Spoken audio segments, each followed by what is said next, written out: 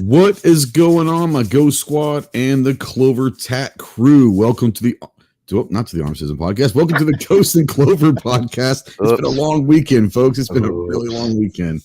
Welcome to the Ghost and Clover podcast, presented by our good friends over at European American Army, or EAA, and we're going to talk a little bit about them here in a short while. But first we do that, my name is Trey the Ghost Tactical, and I'll be your captain for this flight. We do not anticipate any turbulence, so sit back, relax. We do not need you to bring your seat or the table to the upright position. Relax and enjoy the short flight here. We're going to bring in our good friend Clover here in a second. But guys, if you haven't been around the podcast very long, understand how this works. We both bring a topic. We don't know what the topics are. Could be anything and everything. And then the third topic, the random viewer topic, is provided by you guys. And we'll talk a little bit about that here in a little bit as well, and how you can do that. And that's presented by our good friends over at Monstrum Tactical. It is Memorial Day weekend, so happy Memorial Day. Happy Memorial Day weekend. Clover, what's going on, man? How you doing? Hey. Yeah, you're being all generous with the seat back thing. Like, it's mostly like lawn chairs in here. And public service announcement for those that are taking this flight tonight. If we do experience turbulence, please get out of the kiddie pool. Just saying. Yeah, get out of the kiddie pool or hot tub, as some people would call it. The spa. It's a spa. It's a spa. Oh yeah, it's a spa. That's right. That's right. We do not supply oxygen masks. So if you're expecting the oxygen mask to come from the ceiling on turbulence, well, you're just out of luck. Let's just say that. Right. But we will provide you entertainment maybe for the next hour. Yeah.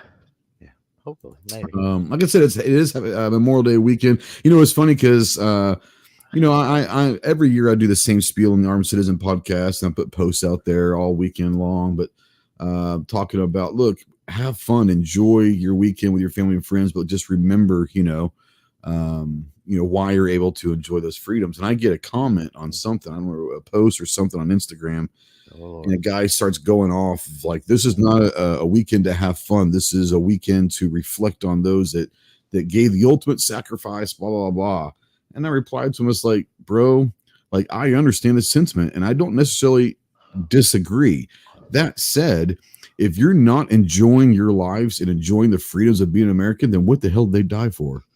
Like, the best way to thank them is to live your life and live your life to the fullest and make it worthwhile for them to sacrifice their lives. Because if you're just going to sit there and be solemn, that's not what they want. So get out there, have fun, get the cookout going, go to the lake, go to the beach, go wherever you're going, go camp out, or just hang out, watch TV or whatever. Like me, work 12-hour days, but it's okay. But just enjoy your life, because that is exactly why these great men and women sacrifice their lives to protect our way of life. And sometimes our way of life is celebrating, and we should celebrate them and think that's how you think them, is to celebrate them and celebrate our freedom. So, there's my spiel for the day. How you doing, bud? No. Got to wonder if that guy was a veteran or not. Did he say anything? I don't know. I would probably, I don't know. It's funny. Yeah. It's weird, No, that's a fair statement, because it is ironic that a lot of people that are the biggest, how do I put this? Blowhards, if you will, on the military are people that never served. The people that served understand, what the hell is this all about? It's that way across the board, though, right? Like you don't have to have experienced anything to have an opinion. I mean, this is true. Everybody is entitled to their opinion, but it seems like the ones that are, like you said, the biggest blowhards have the least experience or none at all, or they're ignorant to most of what they're talking about, and it's just it gets annoying. It definitely does. We should mention before we jump in really any further or dive in any further. So, if you're out there early, especially, you're going to want to hang around because the third topic tonight will be chosen or given to us by one of you out there in the live chat. So be thinking about what your topic for us will be tonight, just in case you get chosen. Yeah, and we also want to mention that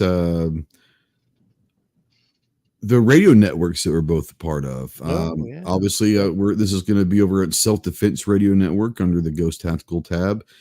It'll be under Firearms Radio Network under the CloverTac tab, and it's also going to be under Firearms Radio Network under the Ghost Tactical. Actually, it's going to be under the Armed Citizen Podcast tab. I will, even though it's not the Armed Citizen Podcast, it will be uploaded over there as well. But yeah, so go check out those, and we invite you to go check out Self Defense Radio Network and the Firearms Radio Network. Both great platforms for fantastic pro gun, pro 2A podcasts. So if you're out there, go check out all the great podcasts on both of those networks, and let them know that Ghost and Clover sent you as well. So, yeah. I believe it's your first topic tonight. Go for it, bud. Yeah, let's do it. Let's do this. How about a gun topic?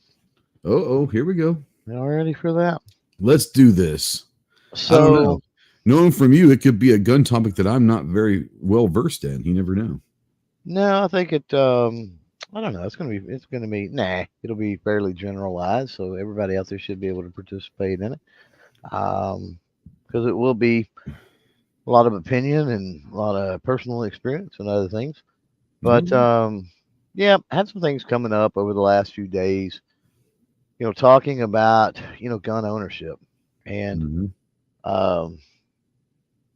you've got the quick, snarky, smart ass comeback, which is because I can.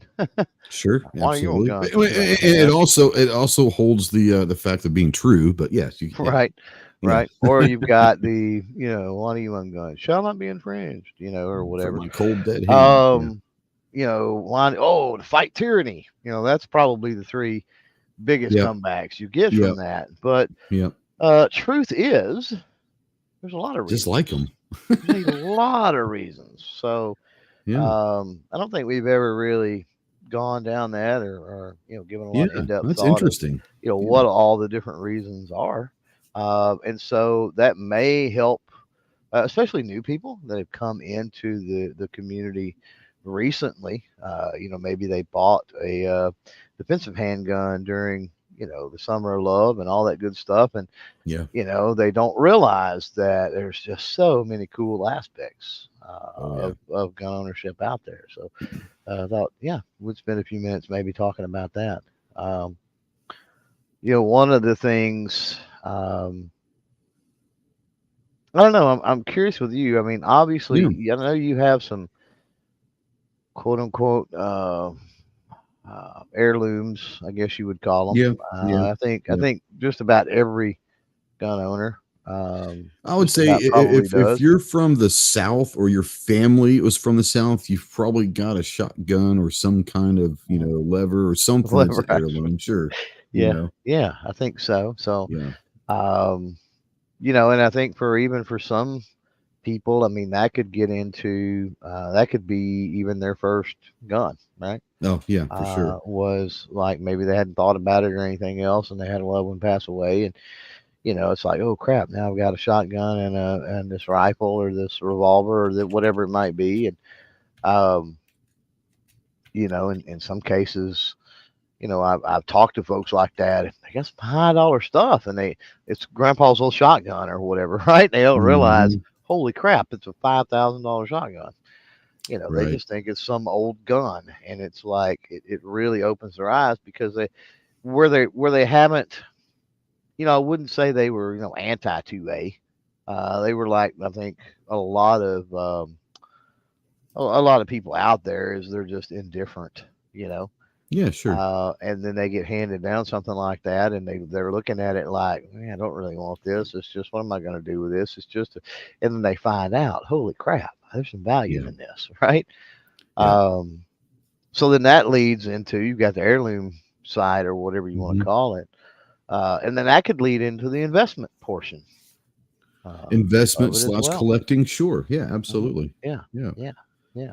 For me, it's none of those. Let's just be honest. I think that, I know you do, and I think most of the people out there that know me, my story's out there. It has been for 7 years now. I did not grow up around guns. I lived in suburbia Dallas, and you'd think, oh, he's Texas. Yeah, I was a suburban kid. I was I had friends that had ranches, and I had shot. Let's say I had never shot. I had shot some 22 stuff at like cans or something, but nothing. Nothing much. My first shooting experience was in the Marine Corps at boot camp. When I learned how to shoot in the M16A2, and this, Clover. My aha moment was that first shot with the M16A2, and it's like, oh, this is pretty awesome. I'm not gonna lie. There's really, I've since then I've had multiple reasons to go into certain niches or areas, whether it's competitive shooting or self-defense, concealed carry, all of that stuff, CQB stuff, all of that. But honestly, my initial reason is I just enjoyed it. I liked guns. Yeah. And I had fun shooting them in the Marine Corps, and I wish I had some more in-depth, I don't know if you would call it in-depth, or even, different way of putting it, and motivating way and all that. No, I had an aha, and I was like, oh, this is fun, and I enjoy it. And obviously when you're taught in the Marine Corps, you're taught very much about the safety and the respect of the firearm and all of that stuff. So yeah. I think anyone that is taught from the very beginning to respect the gun, to be safe with it, and how to handle it, and not just willy-nilly, hey, just go and shoot and have fun.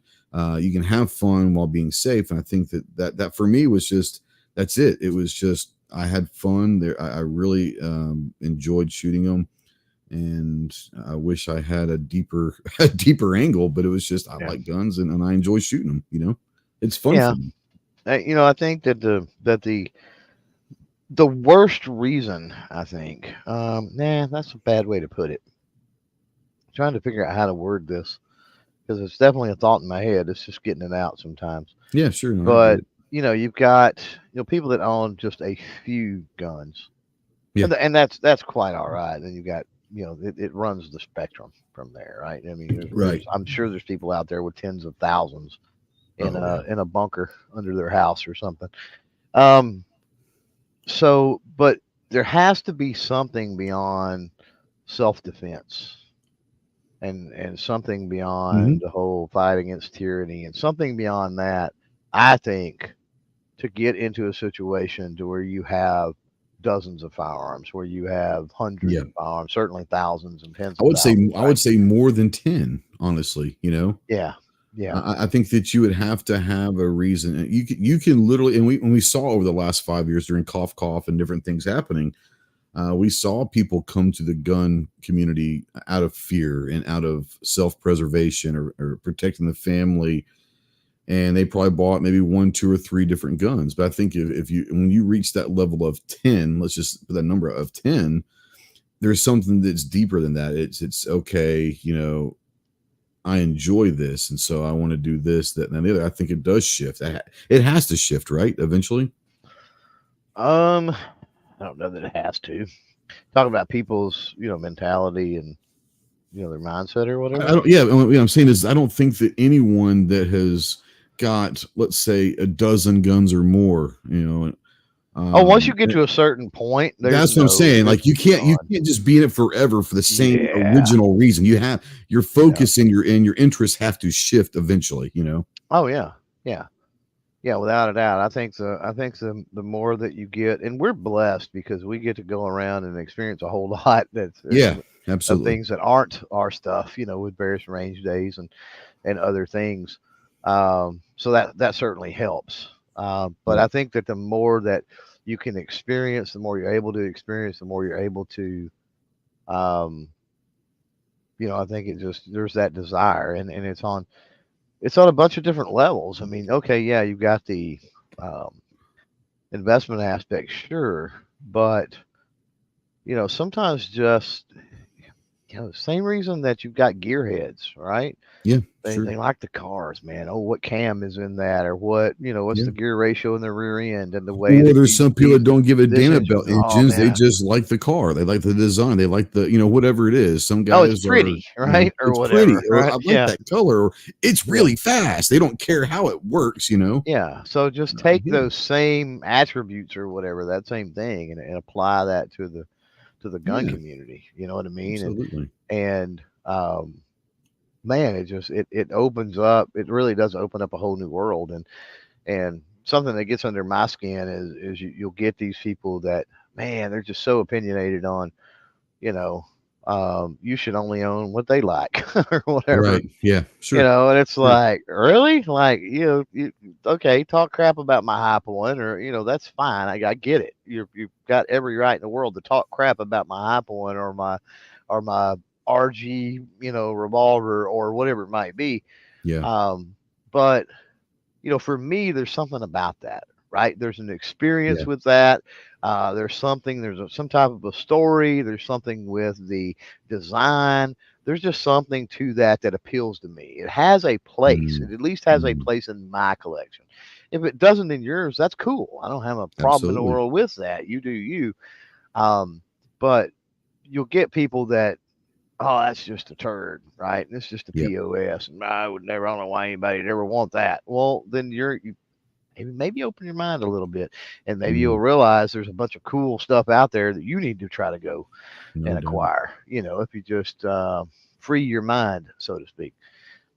Yep. I think it's interesting. You know, we're talking about the car stuff, right? First of all, mandatory carry out there says, and I have a station wagon and a bike. So taking the car stuff. Before I move on, guys, remember, if you're out there in the live chat, go ahead and let us know maybe why you started getting into guns. And if you're listening to this in replay or listening to podcasts, utilize that comment. We want to hear you guys. What got you into guns? What was the kind of the original reason why you got into guns? But Clover, before we move on, I like your analogy with the cars. And so let me ask you this, because I've got something in my mind that I think is kind of similar. The gearhead, the guy that likes to be that mechanic, that likes to kind of tool around and is always tinkering with their cars, right? Take that person and put him in the gun community. What kind of gun do you think the gearhead's really going to enjoy the most? I think it's an AR. I think because people really love tinkering with ARs and all of that stuff. I mean, but what do you think, like the gearhead guy coming to the gun industry, what kind of gun do you think that they would enjoy, like, tinkering with? Okay, depends on the level of gearhead. If you're talking about a gearhead that does bolt-on kits and stuff, right? Yeah. You know, a couple of wrenches and, you know, socket set, and I can bolt this on or bolt that on. Yeah, I wouldn't disagree. Modular style stuff, right? Yep. So, you know, the drop-in trigger group, you know, style firearms where you can swap the different grip frames, you know, hand ARs, guards, whatever they want to do in ARs. Things like that. Yeah. Yep. If you're talking about the old heads, you know, let's tear this thing down. Let's rebuild this engine. Let's, you know, a frame off restoration. Yep. Man, I'm thinking probably legit, like lever actions, revolvers, things that, you know, 1911s, works of art that require that meticulous touch. I think probably they would go that route, I would think. Okay, interesting. Yeah, I get that. Let's see here. Scott says, I started shooting at the age of 6 and the bug stopped. Mandatory Carry says, I learned about guns from Mama and Papa Carry at about 7 years old. They took us shooting after my principal got a phone call detailing our bus route. Okay. Mandatory Carry says, I have a rifle, a PCC, and a pistol, and that's it. So, and we're not saying by any means that you have to own I am X amount of guns to be considered whatever. There are people. I'm judging. Well, yeah, there you go. I am not. You know, I think that there are different situations. First of all, the fact that mandatory carry in his condition of having at least 3 personalities that I know of is allowed to. Maybe that's why he has 3 guns, one for each personality. Yeah, there you go. Not? And each one likes a rifle. One of them likes a PCC, and likes a pistol. That makes perfect sense now. Makes perfect sense. And he has a station wagon, which I guess is nice for multiple personalities as well. You never know. Well, station wagon could be a nice Mad Max vehicle. I'm just saying. It could be. When I think station wagon, I'm not going to lie. When I think station wagon, What's the first thing you think of station? For me, it's vacation. The family truckster. The family trucks, absolutely. It's vacation, 100%. Yeah. That would be a Mad Max vehicle. Just saying. Yeah. That thing was a tank, God. wasn't it? That thing made it through hell and back, no doubt. Let's talk a little bit about EAA. And you guys know, this past weekend, we were at Dallas for NRAM, and they had not only. So we knew they won the Golden Bullseye for best handgun of the year with the MCP 35 lightweight, but they actually received the award at NRAM from the NRA, and they introduced several new models. And man, I tell you what, that 2311 match, that thing is going to be amazing. There's a couple of things coming down the line that people are going to be excited about EA, but that if you're looking for that match grade 2311 handgun, it's coming, folks, and it's gonna blow the socks off the industry. And I know you've been working with a lot of stuff with EAA as well. So, what were you most excited about at NRAM? Probably those 380s. We're talking about from the EAA, of course. Yes. Probably the 380s, the BDA and the 84B or B84. I don't remember. Whichever one that one was, the Brett and the Browning, both 380 copies, probably those. Although, man, that 2311 match is just, that match is sweet, man. It just looks so good. Like, and the weight is the weight of it is perfectly distributed. From what I had, the handling and all that, and it felt so good. On top of the looks, it just felt great. Yeah, but I mean, at the end of the day, while that looks good, and I'm sure it shoots phenomenal. Yeah. I've already got a 2311. So exactly. If I had to pick, okay, what's my next Gerson going to be? You know what I mean? I'd probably want to go one of the 380s because I'm not going to be shooting matches. And so it's like, I've already got a 2311, like, why not? But it just looks that, we were talking about the looks earlier. It looks, that full rail, and just, it's all beefy on the front end. It just looks freaking bull barrel. It looks phenomenal. That bull barrel, yeah, it does. It's going to be one of those that, you're going to look at it and just say, I don't know what that is. I don't really care what that is. That thing just looks badass, right? And no, I have not had a chance to shoot it yet. Probably be SHOT Show. We might get a chance at TriggerCon. Yeah, I'd imagine. Now Scott out there is talking about he'd like to see the match with a threaded barrel or comp. Yeah, you could do I think you could do a bush and comp on that. I'm trying to think. I don't know how it's set up. I don't remember, but yeah, oh my God, with a comp on it, yeah, definitely, it'd look even better. No, I don't have anything against them. I'm not a comp guy. I don't think I know I don't have any handguns with comps on them. So maybe that's why I'm not a comp guy. I haven't shot a whole lot with them and all that. Mr. Supposed they look tactical. Good. I know, but you really? Also know with handguns, I try to keep them pretty much stock. Now AR is a completely different scenario. So for me, two reasons I like, and I have brakes or comps or whatever on handguns. Two reasons. Neither one has to do with muzzle rise. Right. One is it looks badass. Number one, I like longer barrel, longer slide stuff. Yep. I like the looks of that, right? Yeah, for sure. The PPQs, for example, opted for the 5-inch, where you went with the shorter, the 4 1/4, compact, right? So it's just me. And then the second thing is the weight added on the front end. Tends to help the balance to me. So that's my thing with them, quite honestly. Absolutely. Go and check out Hootie Who says he doesn't have any pistols with comps on them either. Like I said, I'm not against them. I just don't have much experience. And what Clover says also is we're talking about going back to where we got into firearms. Well, not why I got into them, but a large part of my firearm life has been carry and self-defense. And so, yes, I do like that 4 to 4.25, 3 3/3 to 4.25 barrel, that more compact gun.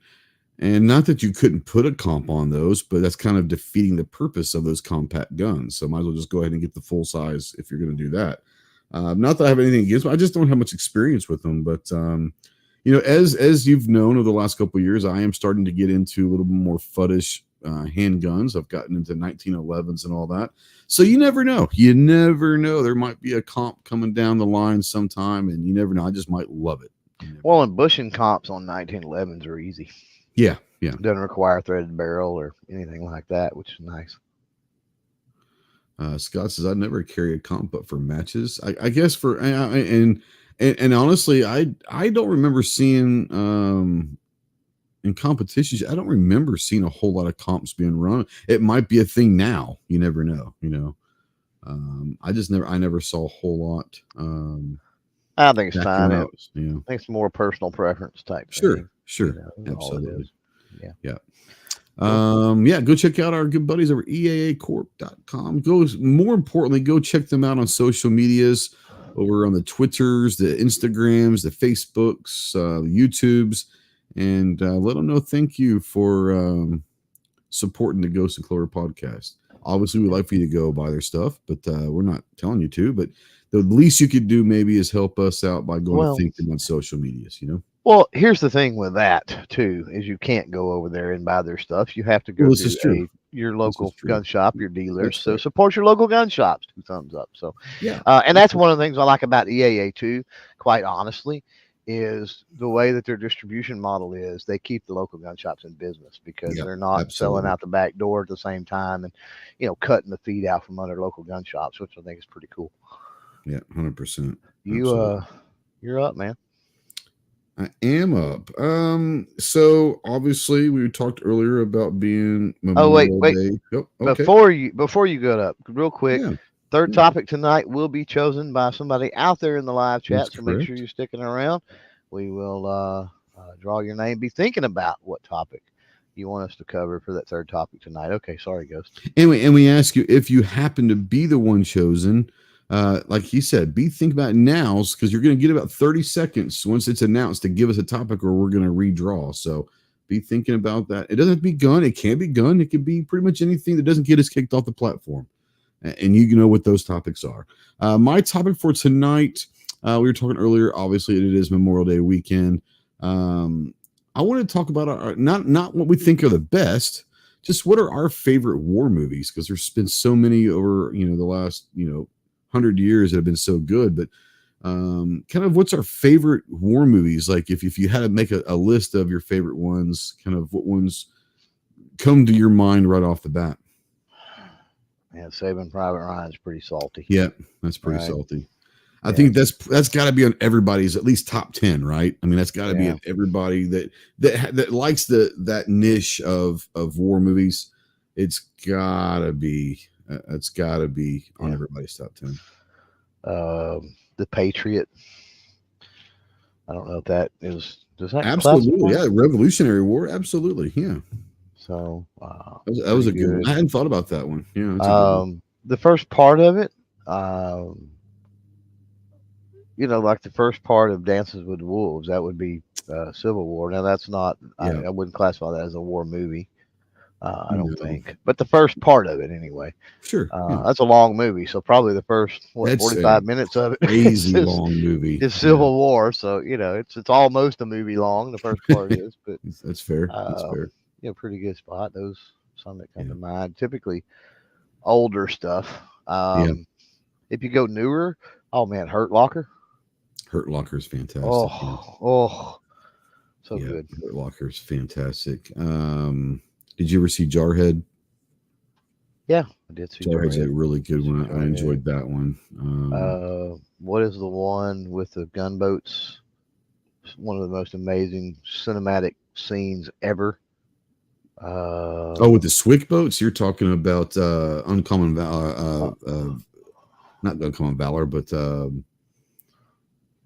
Something Valor. Something Valor. Yeah, I can't think of it. Somebody out there in the chat will look it up or remind us. So,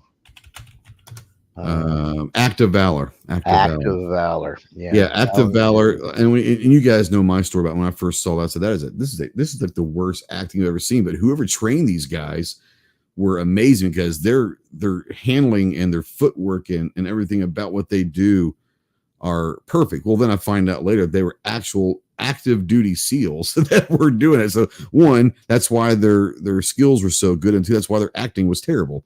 But yeah, that Swick boat coming down that river my God. Is honestly, it's got to be a top 5 movie scenes of all time. Let's just be honest. It's movie scenes, movie, not just war movie. Any movie scene, it's a top 5. Yeah, it's unbelievable. Yeah, a lot of love out there for Apocalypse Now. I love Apocalypse Now. I would say that this is one just because the experience that I had. I saw this at Camp Hanson when I was stationed over in Okinawa. We had just gotten back from somewhere and we were a little, let's say, wound up, if you will. And they showed it to us and we destroyed that theater. Like, I mean, in a good way and a bad way. We destroyed Braveheart. Braveheart is a great war movie. It's not what people think of war movie, but it is a war movie by far. Obviously, you got to go with, for me, you got to go with 13 Hours. You got to go with Lone Survivor. Those are great ones. American Sniper. Saving Private Ryan is great. What's that? American Sniper, if you're going with American Sniper, all that stuff. But yeah, I mean, Saving Private Ryan is phenomenal. The reason why I'm going to ask this question is it's a very heated debate, right? Platoon was a great movie. Is Forrest Gump a war movie? I think Forrest Gump falls into the kind of like Dances with Wolves. Okay. Yeah. Well, it I don't necessarily think it's a war movie. I think it doesn't qualify as a war movie, but it's close enough because of some of the time that was spent on that aspect. I think of the movie was Ooh, Das Boot. I hadn't seen Das Boot in a long time. That was a really good one. So with go ahead. Oh, I'm sorry. My dad's my dad's favorite war movie was Bridge Over the River Kwai, and that was back in 50s or 60s. I'm assuming it was an older movie, but that was my dad's one of my dad's favorite. He loved Patton as well with George C. Scott. That was a pretty good one. Yeah. What about like the Magnificent Seven? I don't know. Is that a war movie? No, I'm sorry. Dirty Dozen. Dirty Dozen. Okay. Yeah, I always get those mixed up, but the Dirty Dozen. Dirty that was a really good movie. Yeah. Dirty Dozen's awesome. Now, Defense Dad says, would a movie about divorce qualify as a war movie? So you're saying that the War of the Roses back in the day is a war movie? Great movie. That's a great movie too. It's a great movie. It ain't a war movie, but yeah, divorce. No, definitely not. No, there's been mention of Full Metal Jacket out there, Platoon. Yeah, I would throw another one into that era because I remember having the big huge satellite dish back in the day, and it seemed like there was 3 war movies that were always on kind of like a repeat. Okay, and that was Full Metal Jacket, Platoon, and Hamburger Hill. Oh, Hamburger Hill! What a great one! Yeah, what a great one. It seemed like those were like constantly on a repeat. Full Metal Jacket loses me a little bit after the boot camp. No, I think that it goes down some weird roads. Not saying it's bad. I think that they could have stopped the movie after the boot camp scene, and it would have been a classic in itself. Let's just be honest. I do like Full Metal Jacket, but I like Apocalypse Now more. Platoon's fantastic. Not that I'd ever not watch Full Metal Jacket. It's one of those where I would stop it. Honestly, I do stop it after the boot camp scene. I just kind of, I'm not feeling it.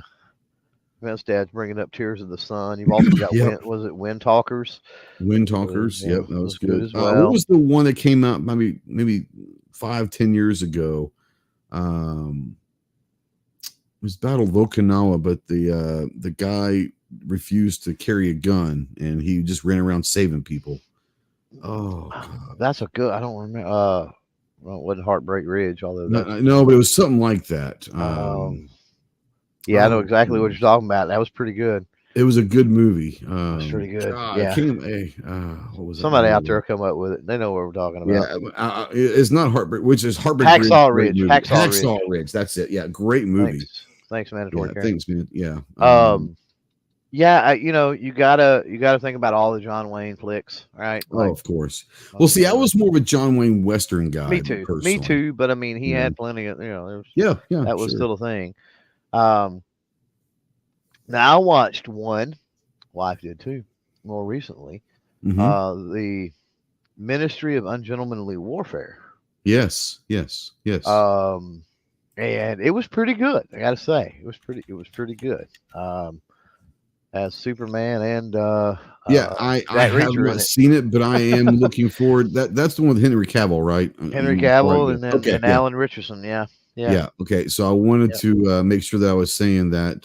Make sure I was from. I have seen, trailers and stuff. I do want to see that, Now but it's and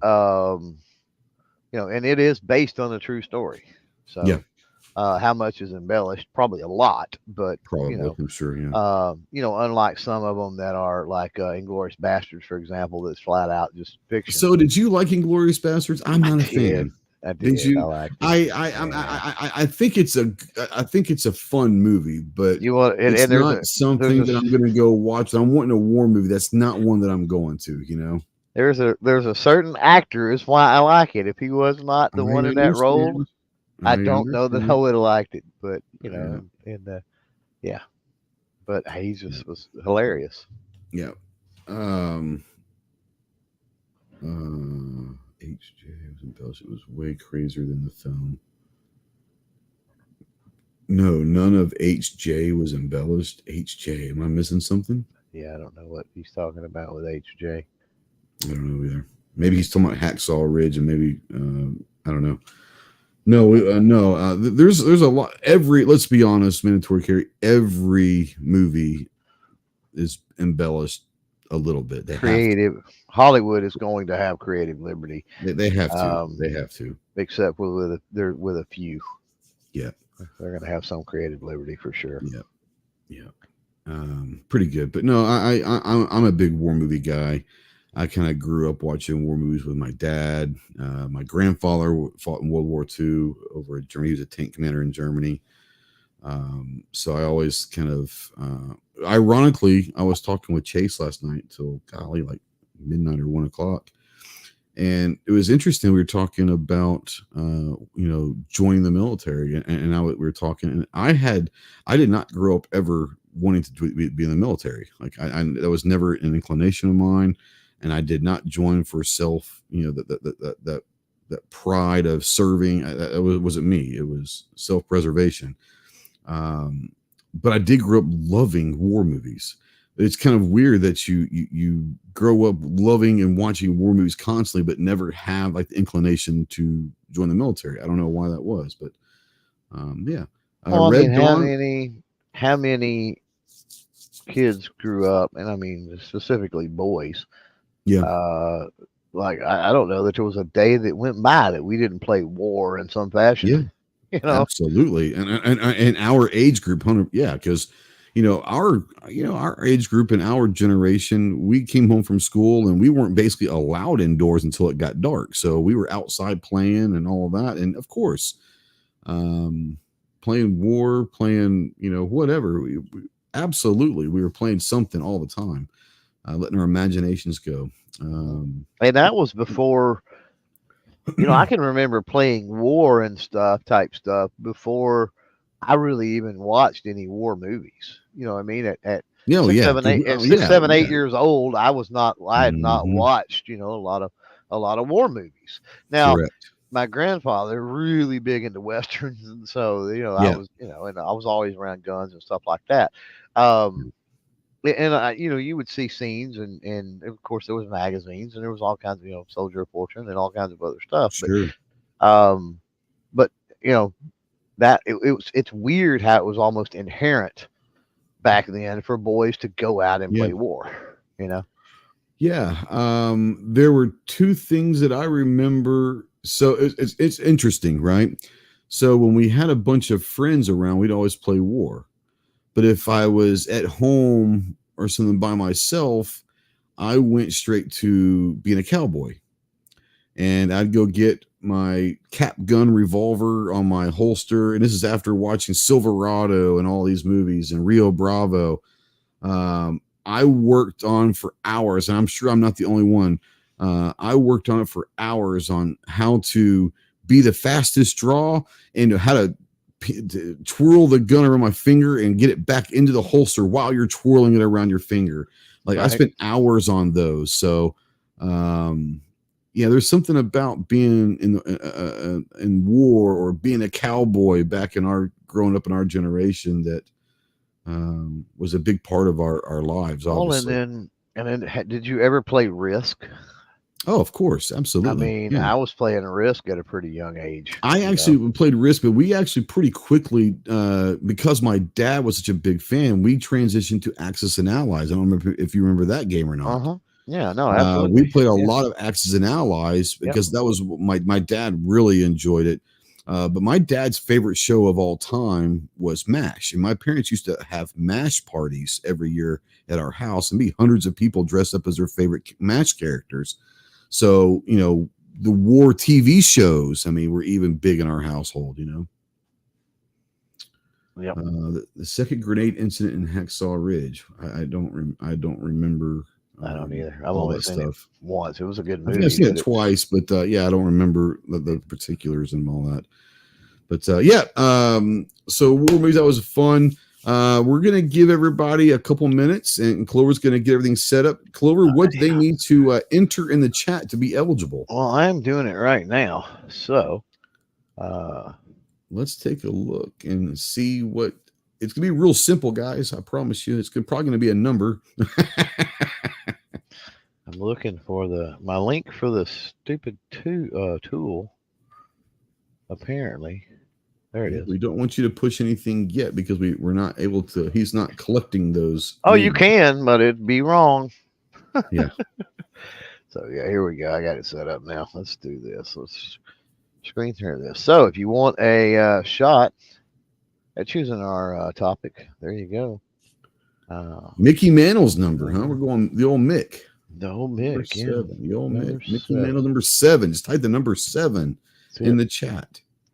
And we're going to give you a few minutes while we talk a little bit about Monstrum Tactical. Great friends of both of ours and great friends of the channel and great friends of the podcast as well, obviously. Yeah. And I heard a lot of sales going on with Memorial Day.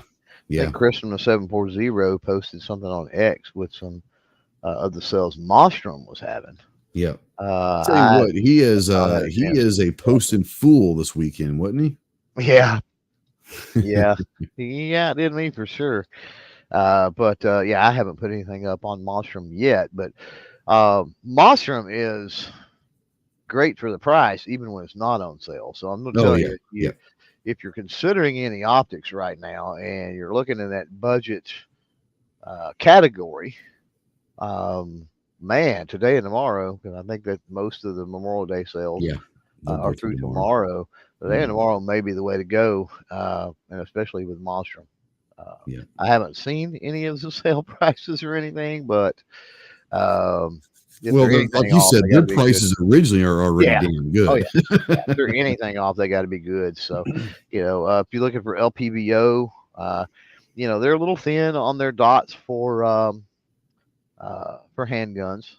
Monstrum is, but you know, they're LPVOs. They're you know, more traditional scopes, red dots for rifles or your larger pistols, and then your mounts, your rings, your stuff like that. Yeah, and we've talked about that a lot. I think that's the part. I mean, their optics are phenomenal. We've been working with them for, I don't know, 6 years. But that's the one side of things that I don't think people know about, that you don't have to go and get loopholed in these Vortex and these high-end mounts and rings. You can get amazing rings and mounts from Monstrum for a fraction of the price, and they are, I've got them on a lot of different guns that don't have Monstrum optics. I'm just using the rings and the mounts, and they're phenomenal. Yeah. And they're great prices, but they're going to be really, really high quality for sure. Yeah, Scott out there confirms, says Monstrum has some real smoking deals this weekend. Again, I wouldn't doubt it. So yeah, first, they got the first focal plane, second focal plane. They seem to be, because I've got one here. I think it's RMR, called the Raven. They call it Raven. Yeah. But you don't see it out there in the wild and on their website and Amazon and other websites very often. Yeah. So I think they're still testing the waters with the handgun, the handgun side of things. Yeah. Well, I think that's where a lot of optics companies are that kind of stayed away from the handgun market for so long. And now I think it's one of those where it is where handguns are going. So if you're an optic company, you're almost forced into that market, right? But I think they learned their lessons. If you don't know the history with Monstrum, they kind of learned some hard lessons. Yes. And they did get a bad rap. But they owned it. But they owned it too. Oh, 100%. They got a bad rap.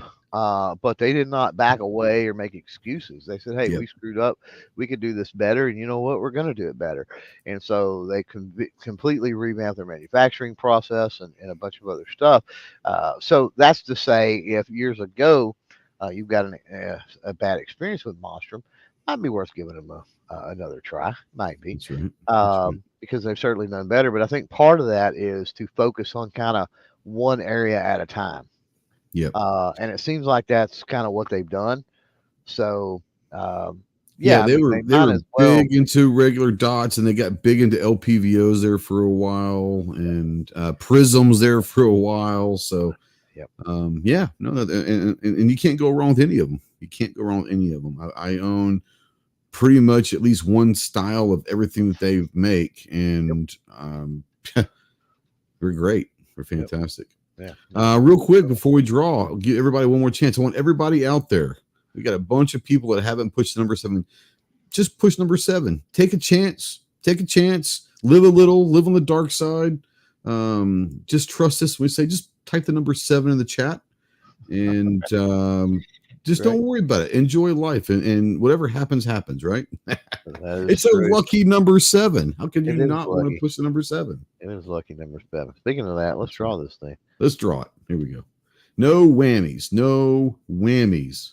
Maybe. Hopefully, whoever gets this is still listening. Is still out there. Mark just came in and got it. Mark just didn't even know what it was about. Nope. He didn't even know what it was about. Nope. Mandatory carry says type number 7, Mark, and he did. He goes, why? So, Mark, you get to choose the topic. So let us know a topic, any topic you want, as long as it doesn't get us kicked off. Any topic. Just any topic whatsoever. We'll talk food, music, movies, guns, cars, whatever. Absolutely. Just pick one and we'll roll with it.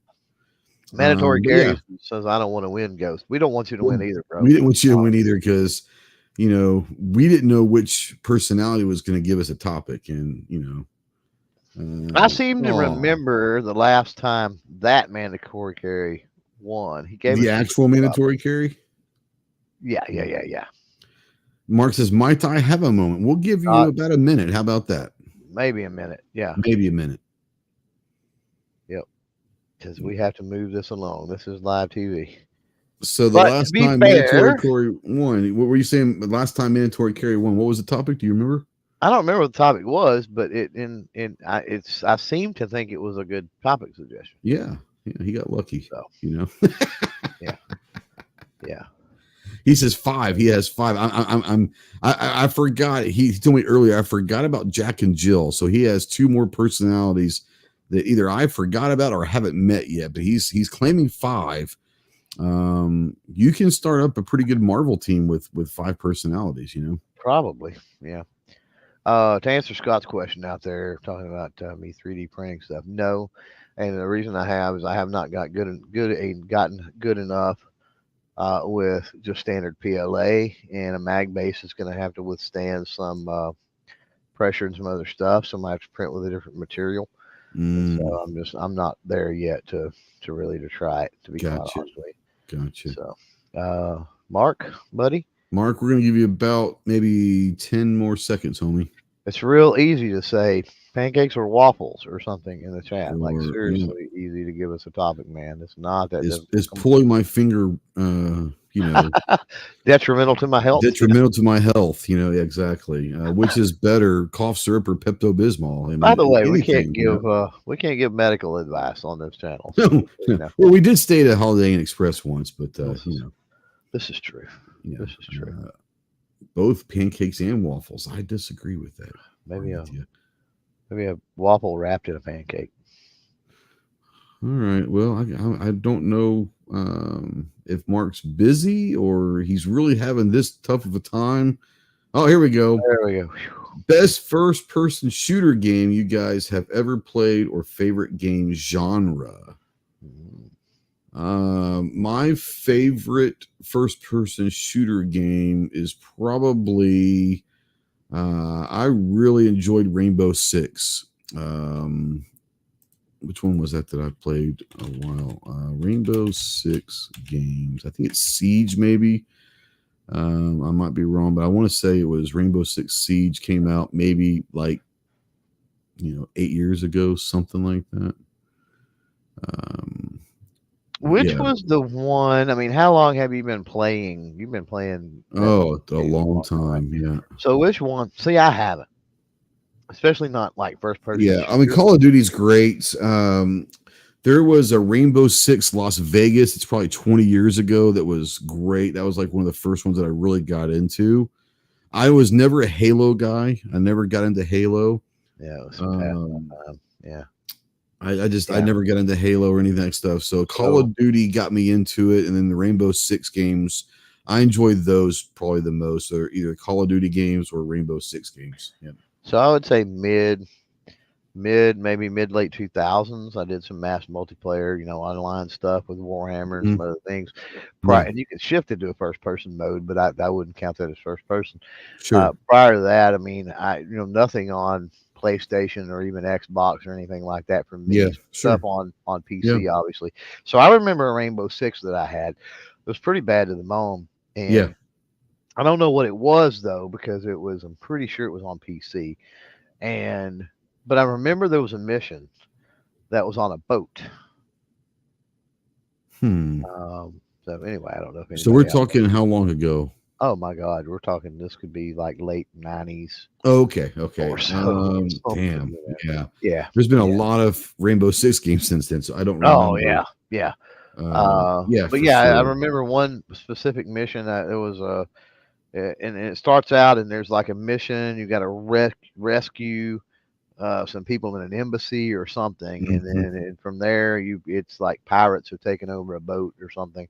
Right. And so count.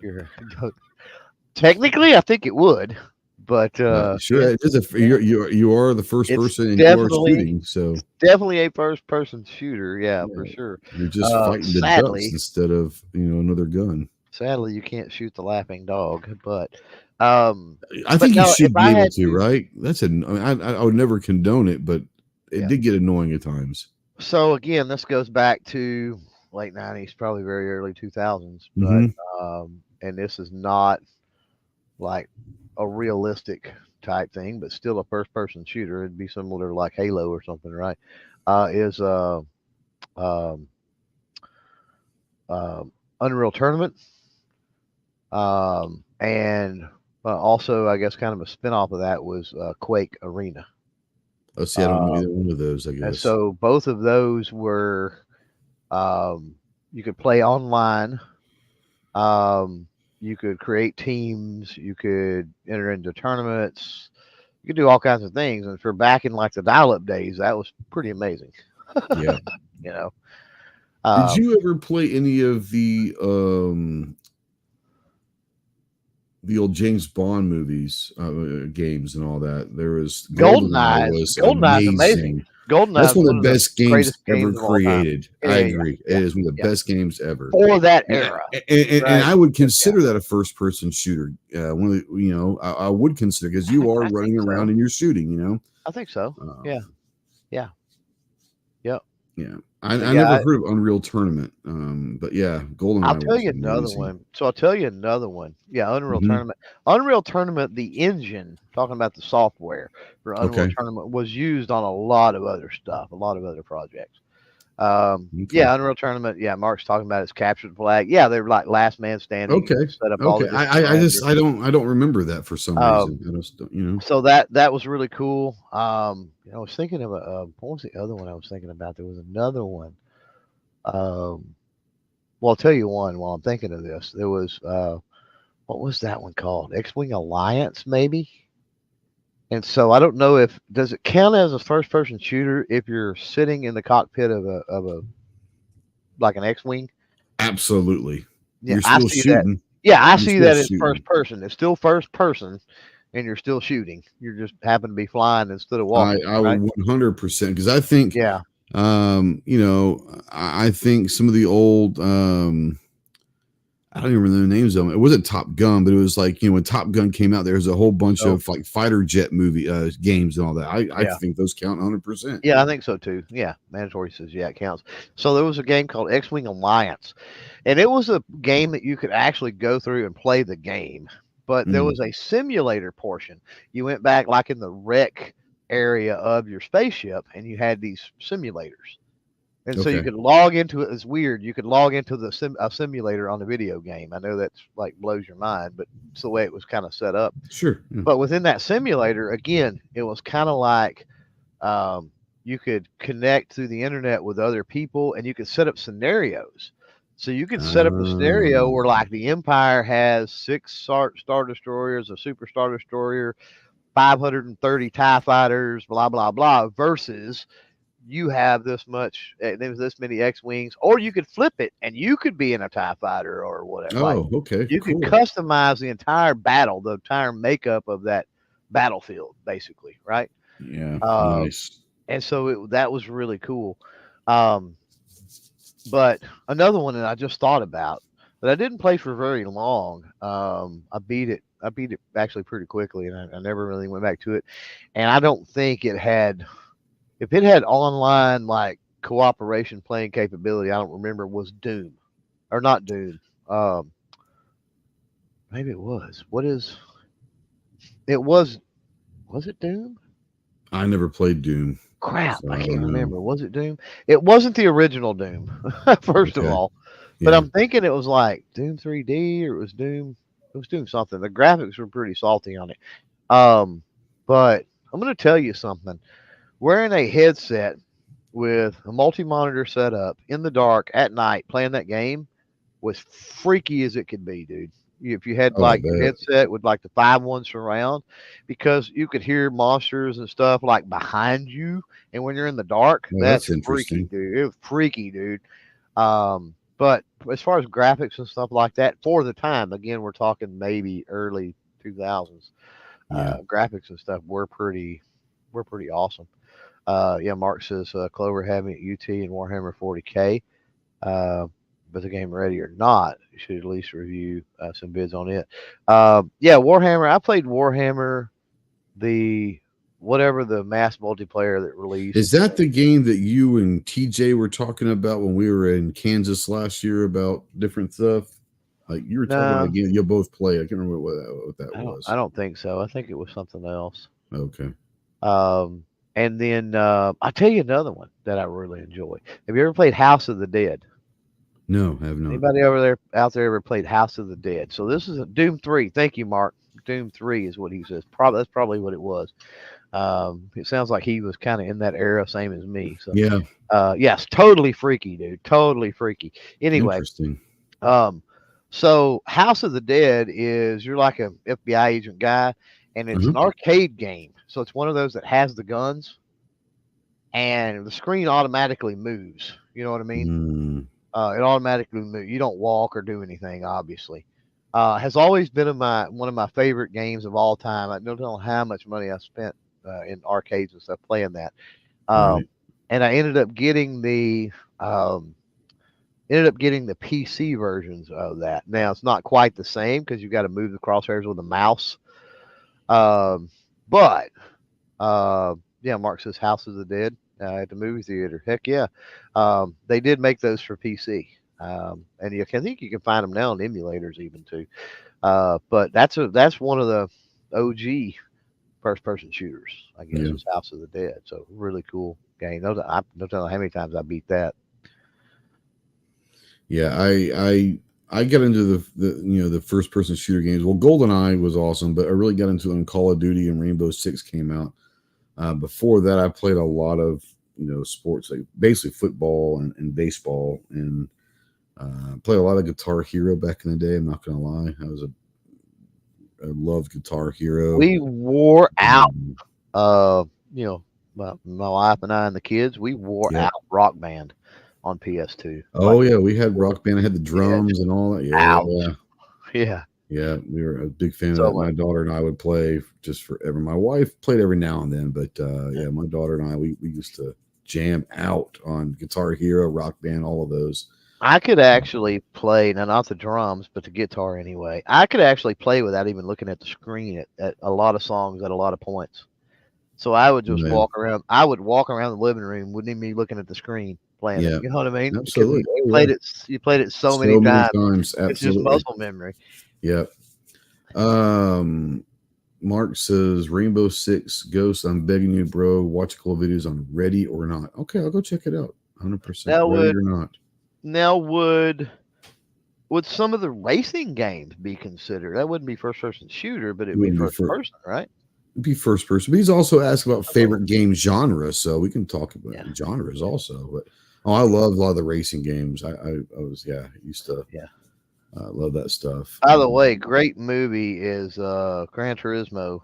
I think it's on Netflix. Highly suggested. It was the story of back when they took the racing gamers and basically turned them into race car drivers. Very good movie. Highly recommended on that one. Yeah, very good. Very good. I had the most fun as far as the genre with the mass multiplayer, with specifically Diablo 2 and then later on the Warhammer.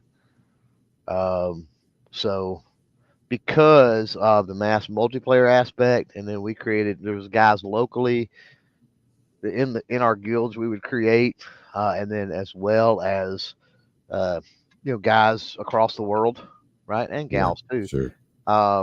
So it was a real community aspect, probably similar to a lot of people that play the Fortnites and the other stuff, mass multiplayer type games nowadays. I'm sure it's the same exact thing. Yeah. But yeah, I never got into that. I never got into that kind of stuff. Mandatory Curiosity is playing a lot of Fallout right now. Yeah. Sorry, I'm getting text messages right now. There's a big game we're doing. Texas is playing Texas A&M. And the Super Regionals of softball, the winner goes to the World Series, and Texas is up right now with 2 outs in the last inning. So hoping we pull this out. We got one more out to get out, but she's texting me updates. Sorry about that. So Mark says, so you're a real-time strategy guy, Clover. I threw out Command and Conquer. You know something about that, right? Command and Conquer? I'm familiar with Command and Conquer. Okay. I didn't necessarily play a lot. I've played a lot of StarCraft. What are some of the other similar to that? I'm trying to think.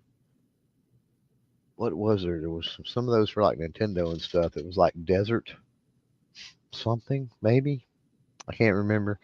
I've played some of those more strategy style game. Star Wars, Battlefront, maybe? What it was called? Battlefront. Yeah, I remember Battlefront. I think might fall into that category. But my favorite by far was like the fantasy, create your character, all kind of weird skills, and it was cooperative play, like, your character, and everybody had more than one character, but you put your groups together to go on your raids or whatever based on, I'm going to be the tank, I'm going to be the range, I'm going to be the healer, I'm going to do this. And, and certain ones were it's just so individualized, and specialized that certain ones like my healer might be better for this dungeon than somebody else's healer or whatever. So, being able to get that concoction just right, where you can be the most effective group was always kind of cool. Yeah, Texas wins. Texas wins. Thank God Almighty, Texas wins. Beat damn Aggies. Anyways, yeah. Thanks for the topic, Mark. That was awesome. Yeah, I am a first person shooter, but I'm not. I haven't got. I mean, I wasn't a big gamer. I enjoyed. First time we've ever talked games, I think, at all. We have, and we need to talk more about them. Pretty awesome. I think that. Yeah, I think we. So thanks, Mark. Yeah, absolutely. But yeah, it was fun. It's fun. And thanks for Monstrum Tactical out there for sponsoring that portion out there. Let us know out there if you're watching this in replay or listening to podcast. Let us know what your favorite first-person shooting game or game genre is. I think everyone enjoys. I wouldn't say everyone, but I'd say most people have played games before and enjoy certain types of games, right? So, well, I hear your wife likes the slot machines. So they nothing wrong with that. She does like a slot machine. She likes beating the shit out of a slot machine when it takes her money. But no, she's a slot machine person. You want like on her phone and stuff? Oh my god, that's like she has a tablet. This is not an exaggeration. She has a tablet that she doesn't use anything but for these slot machine games, and it is running 24/7, 365, literally. It's insane. It's insane. She's addicted to online slots. I guess I could be thankful that it's not real money, because she'll get like $1 billion, and then like an hour later she's broke, and it's like, I don't understand that. I don't understand how you can do that in slot machines, but she does. She's got like part of these, like there's these clubs and these tournaments. It's a whole lifestyle. Put it to you that way. But yeah, she enjoys it. She enjoys it. It's a hobby for her, and God bless her that she enjoys it. So yeah, ain't hurting nobody. Why not? Ain't hurting nobody. I make fun of her for it, but then again, like, she puts up with me. So what really is my problem, So what you got coming up this next week or two? And we got 2 weeks before the next show. What you got coming up? Man, I am still dropping NRAM stuff. So I got I think tomorrow and Tuesday. And then we'll get back to kind of some normal stuff and not one video a day. So yeah, last one from MMM dropped Tuesday. I'll probably drop the next produced on Friday. I did find some 30 super carry. Nice. Got some more coming, but did find some. Picked up a little bit yesterday. Locally, that's nice. Locally, as well as some. Is that the first time you've seen it locally, or you haven't been literally looking? No, I just haven't. I mean, I know it's around. Know and have known it's around. I just hadn't had a use, and so there will be some 30 super carry stuff coming up, which I'm looking forward to. Yeah, and then hopefully I can get pretty much caught up. I don't expect really anything from NRAM to manifest before GunCon, which is in a few weeks. Yeah. And so hopefully I can get caught up, you know what I mean, before GunCon. And then we've got a lot of time between that and goals in August. Yeah, in August. So, but we'll have a lot of stuff coming in from, of course, NRAM and GunCon to work on and do too. So lots to do. Yeah, Mark says, I have another question. If you guys have seen the older show called Top Shot, yes, we're very fortunate to be friends with several of the people from Top Shot. Touches of them, yeah. Do you think the military would benefit using some? No, I don't. This is my personal opinion. I'll let Clover talk. But from my experience in the Marine Corps, I don't, because most of the Top Shot stuff is exhibition type shooting. A lot of, and I'm not saying precision, but it is very precision based shooting because you're trying to hit targets. Military shooting is much different. A different mentality. A much different idea of purpose-driven shooting.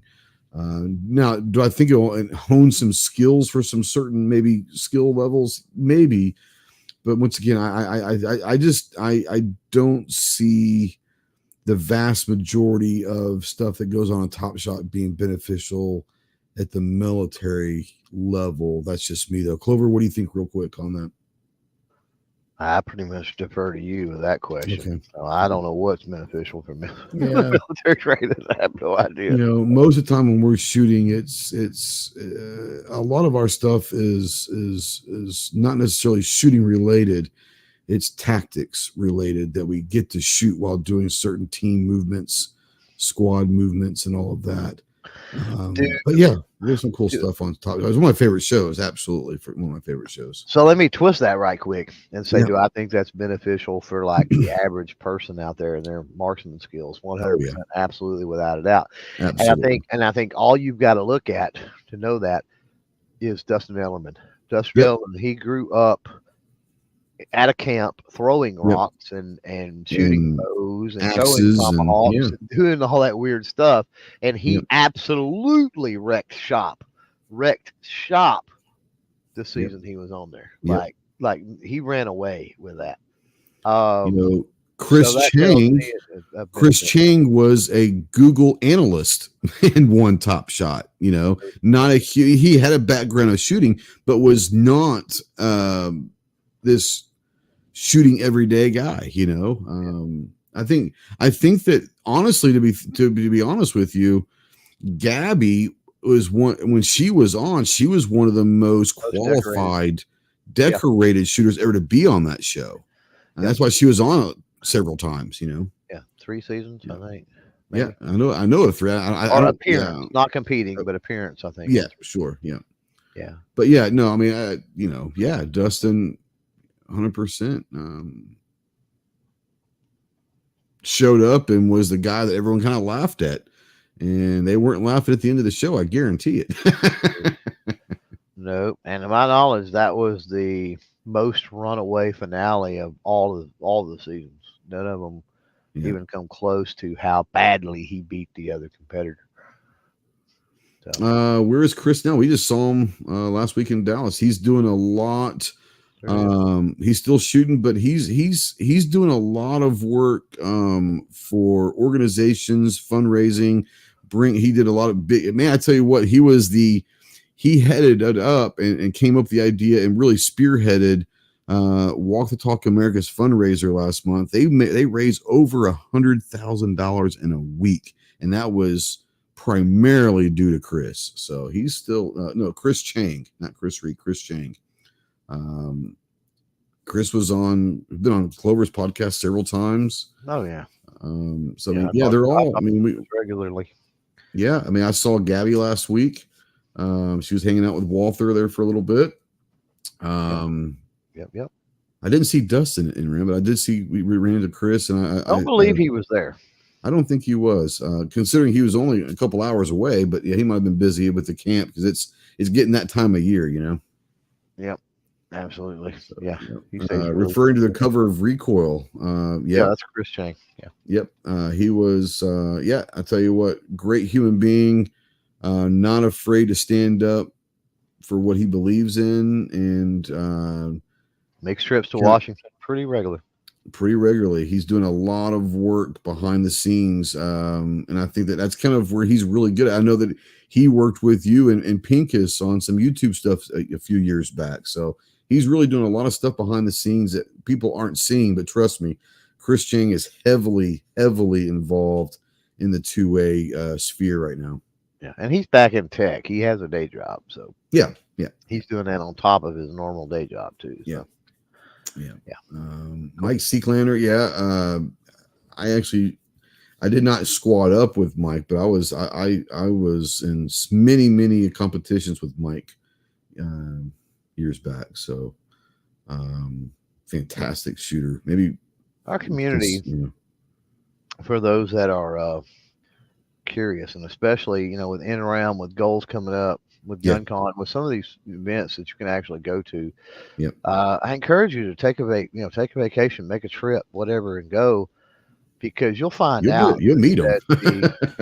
You'll find out real quick the gun culture and the gun community is a lot smaller than what you might think otherwise. Like, these people are not unattainable to talk with, to have a conversation, to run down. They're just normal people. Yeah. It's Normal pretty people that just happen to be on TV for a little bit, and but no, I mean, they were gun people, or they wouldn't have gotten on that show to begin with. So it's kind of cool. Kind of cool. Yep. Yeah, guys, we're going to be back in 2 weeks. Hope everybody is having a great Memorial Day weekend. Hope everyone has a safe Memorial Day tomorrow. Have fun, enjoy the kids, tell them you love them, give them a hug, give them a kiss, enjoy the family, have the cookouts, live life to the fullest. Like I said, that's how you honor the fallen, is live life to the fullest. Be someone that was worthy of their sacrifice. You got anything else? Careful, man. There's a beverage here. Happy Memorial Day.